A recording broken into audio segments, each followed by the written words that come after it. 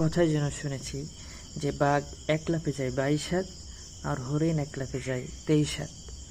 তাহলে হিসাব অনুযায়ী হরিণকে কখনো বাঘ ধরতে পারার কথা না, কিন্তু বাস্তবে কি হয় যে একসময় বাঘ হরিণকে ধরে ফেলায়, এমনকি তাকে তার খাবার হিসেবে সে গ্রহণ করে। তো এটা কেমন করে হলো? হরিণ যখন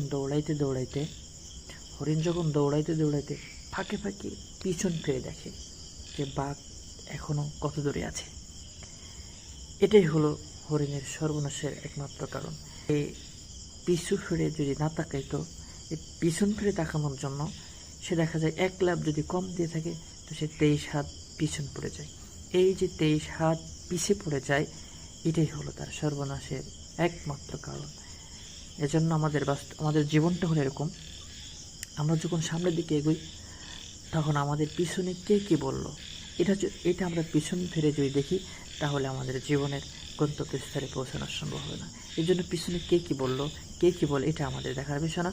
আমাদেরকে গন্তব্যস্থলে যেতে হলে সেই উত্তোলন করে তাকাইতেই হবে।